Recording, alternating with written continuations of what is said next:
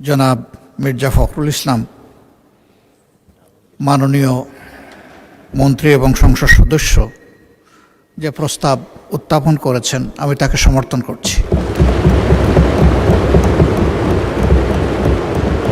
এই দেশ আমাদের সবার, আমরা সকলেই স্বাধীন পররাষ্ট্রনীতির কথা বলে থাকি। আমরা সত্যিকার অর্থেই একটা স্বাধীন পররাষ্ট্রনীতি দেখতে চাই, বাস্তবায়ন করতে চাই। এই ক্ষেত্রে বিরোধী দল হিসাবে আমাদের যেটুকু করণীয়, আমরা সরকারকে আশ্বস্ত করছি যে আমরা সকল সহযোগিতাই করব। সব কিছুর উপরে আমাদের প্রিয় দেশ, যে দুটি দেশ সফরের মধ্য দিয়ে তার সরকারি সফর শুরু হলো, দুটি দেশই আমাদের দীর্ঘদিনের বন্ধু এবং তারা পরীক্ষিত বন্ধু। তবে এটি ঠিক যে বাংলাদেশ একটা ইম্পোর্ট বেসড কান্ট্রি। আমাদের এক্সপোর্টের চেয়ে ইম্পোর্ট অনেক বেশি, ব্যবধানটা অনেক বড়। আমাদের এক্সপোর্টের মূল দুইটা খাত, একটা হচ্ছে রফতানি, আমরা যেটা আরএমজিতে করে থাকি, আর একটা আমাদের ম্যান পাওয়ার, আমি রপ্তানি বলি না, তাদেরকে আমরা পাঠিয়ে থাকি। এটাকে ডাইভার্সিফাই করার যথেষ্ট সুযোগ আমাদের রয়েছে। তার জন্য দরকার শর্ট, মধ্য এবং দীর্ঘমেয়াদী প্ল্যান।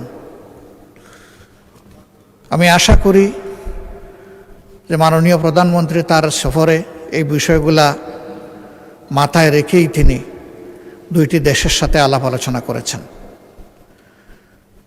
যেহেতু আমরা সংসদীয় গণতন্ত্রের রাজনীতিতে আছি, খুবই ভালো হয় স্বচ্ছতা এবং জবাবদিহিতার স্বার্থে, জনগণের স্বার্থে বিদেশের সাথে যতগুলো মৌলিক চুক্তি সম্পাদিত হবে সেগুলাই সংসদে নিয়ে আসা।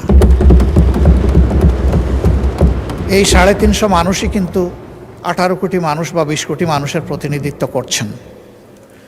তারা যখন জানবেন, তখন এর মধ্য দিয়ে সরকার এবং জনগণের সাথে সেতুবন্ধন তৈরি হবে। এটা আমরা সবাই বলি, সবাই চাই যে আমাদের রিলেশন হবে মিউচুয়াল রেসপেক্ট এবং ইকুইটির ভিত্তিতে।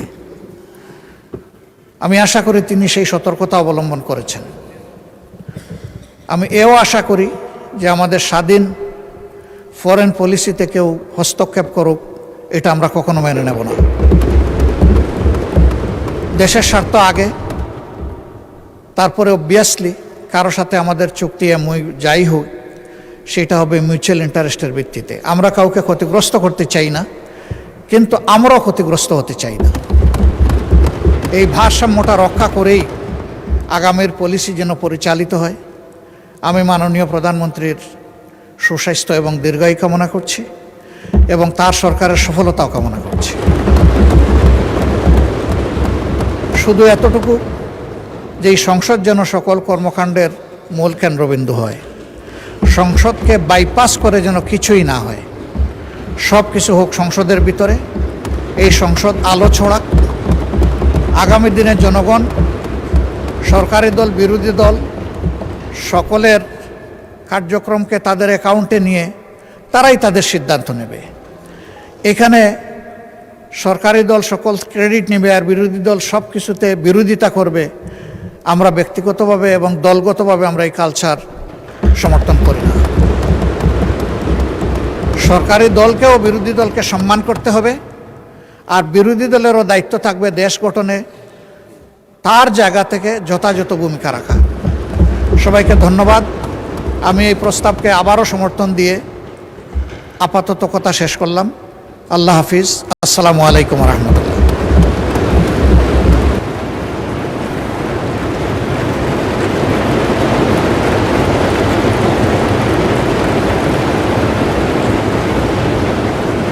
মাননীয় সদস্যবৃন্দ,